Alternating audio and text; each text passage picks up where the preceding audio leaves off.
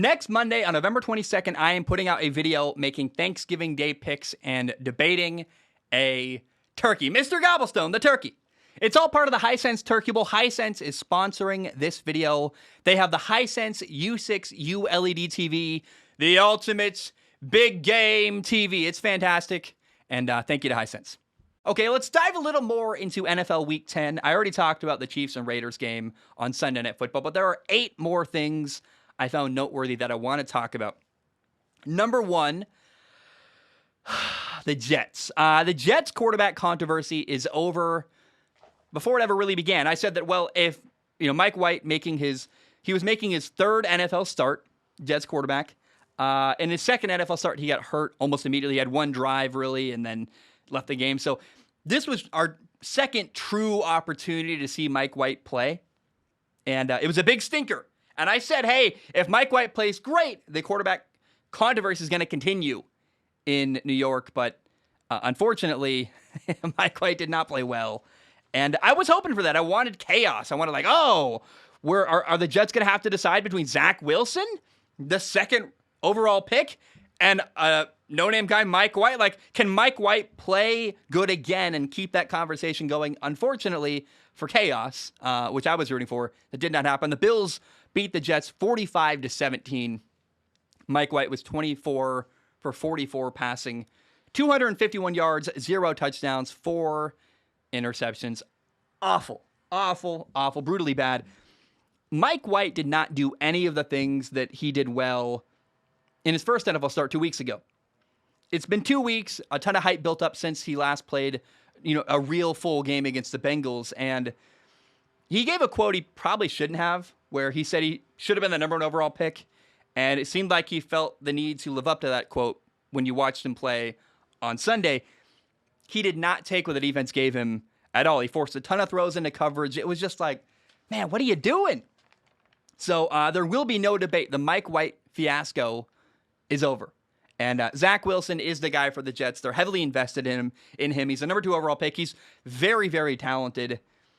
And that fun, brief storyline, it's a little flicker that we will probably forget very soon because Mike White did terrible, and he will now get buried on the Jets roster. Now, I want to mention this. The Jets, in the last 4 games, their defense has given up 54 points, 31 points, 45 points, and then 45 points again to the Bills on Sunday.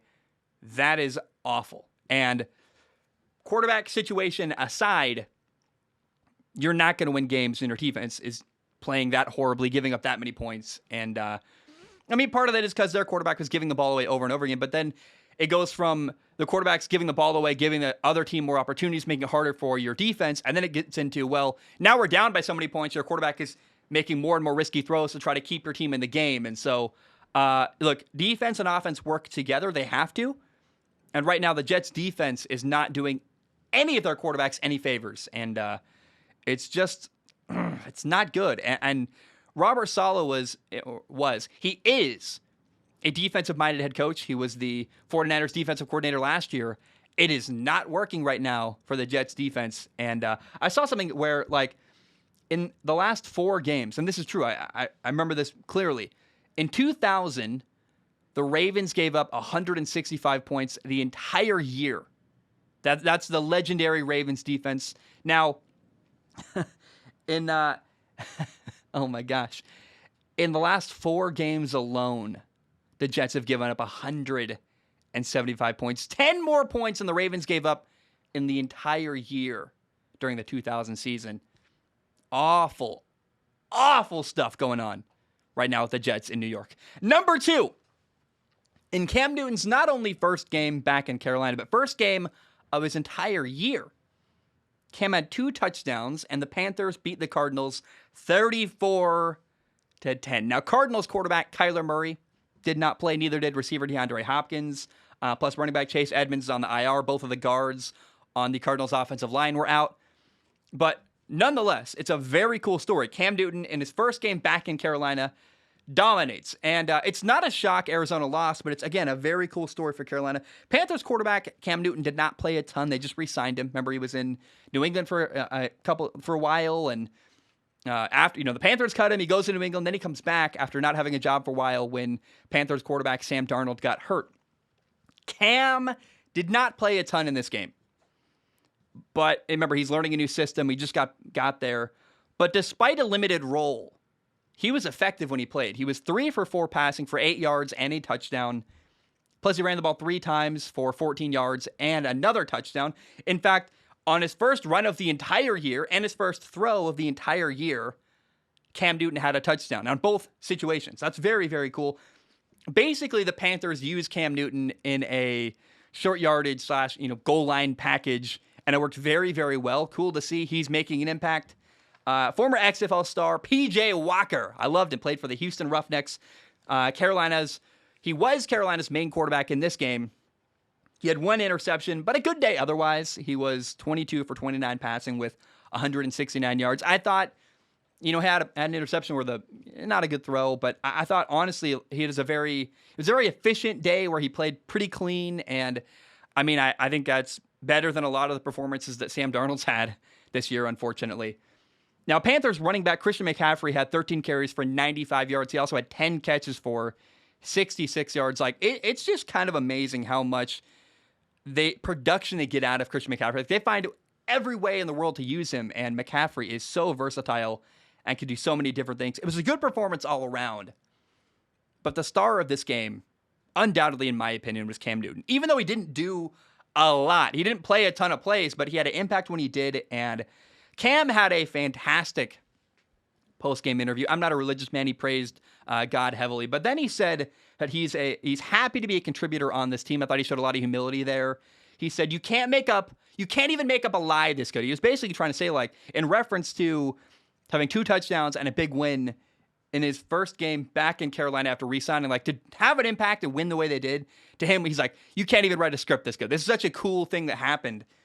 And he said there's a lot of work ahead, which is true. But the Panthers right now, interesting conversation. Can they keep their year alive? And I watched the interview Cam Newton gave after the game on Sunday. And I thought of former Panthers starting quarterback Sam Darnold.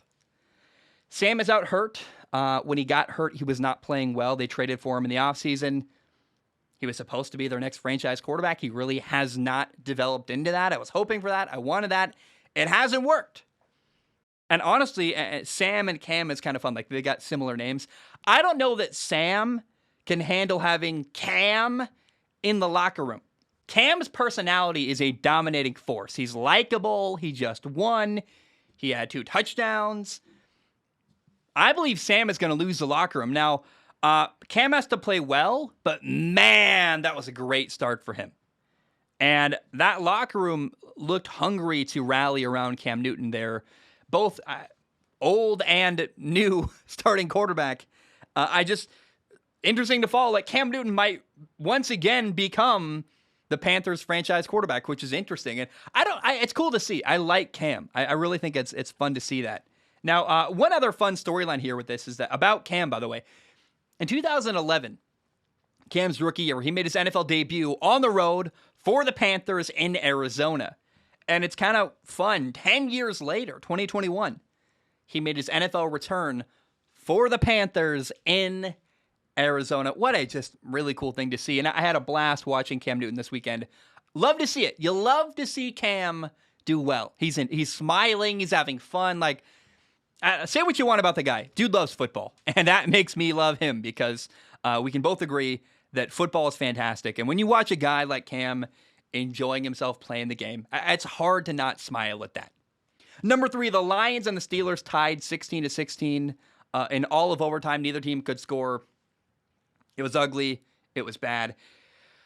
Oh, man. The Steelers were playing without their starting quarterback, Ben Roethlisberger.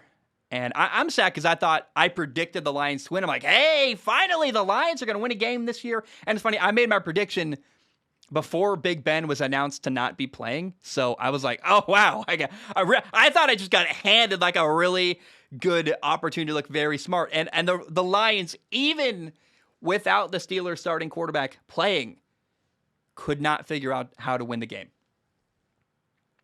And if the Lions can't win a game like Sunday, I don't know what game they're going to win. They've had so many opportunities this year. And this was a huge missed opportunity of so many other missed opportunities the Lions have had this year. They're currently 0-8-1 right now after the tie. Now, they have a couple chances the rest of the year, I think, to win a game. You have Week 14, they play on the road at Denver. Then you play Week 16 on the road at Atlanta. Those are 2 winnable games. Maybe the Lions win Week 18 if Green Bay will rest their starters going into the playoffs. I don't know. It's also, I mean, the NFL is weird, right? Every once in a while, like maybe they beat a really good team. You just never know what to really expect from the NFL. Like, the Lions have been close a couple times, but I just was so disappointed that I thought they were handed a magnificent opportunity to win a football game on Sunday.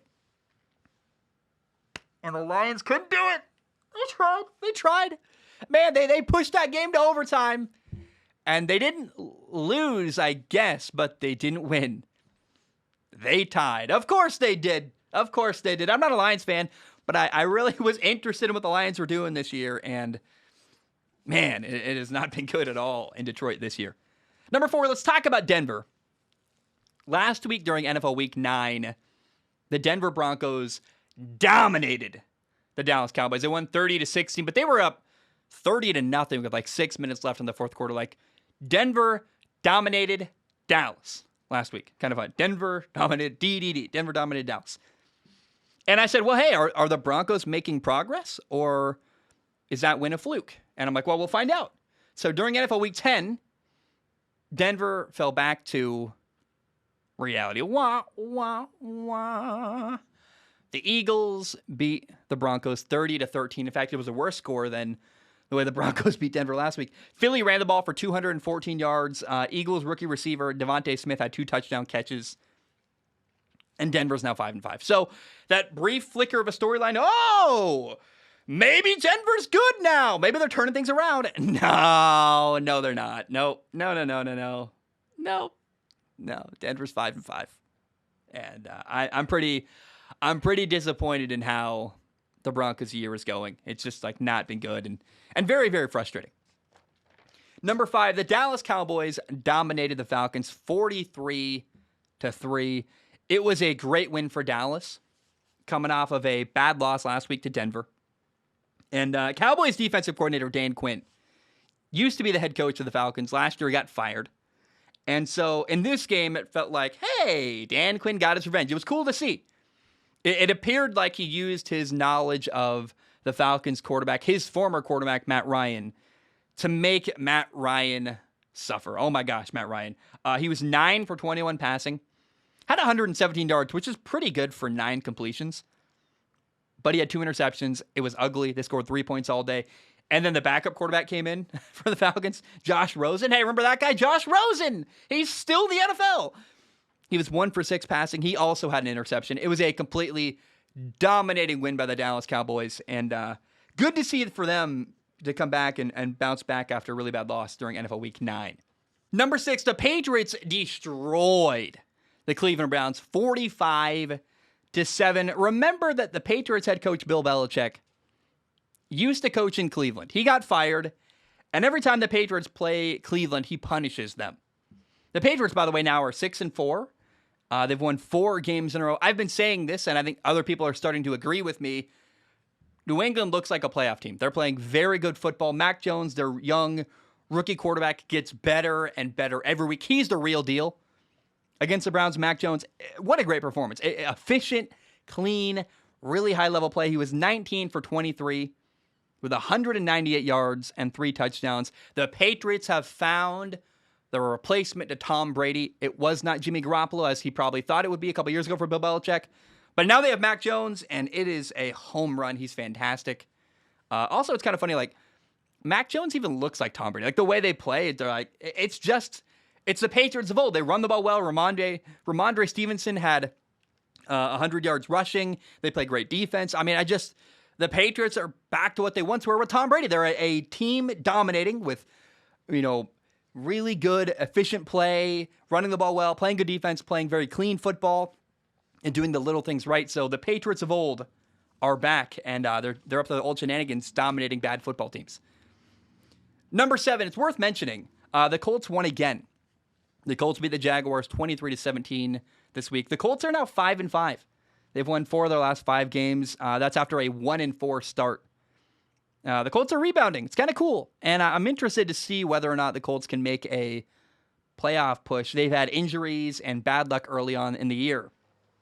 But it's pretty cool to see the Colts at 5-5 right now, based on the way they started the year and the way that I had high expectations. They started the year horribly.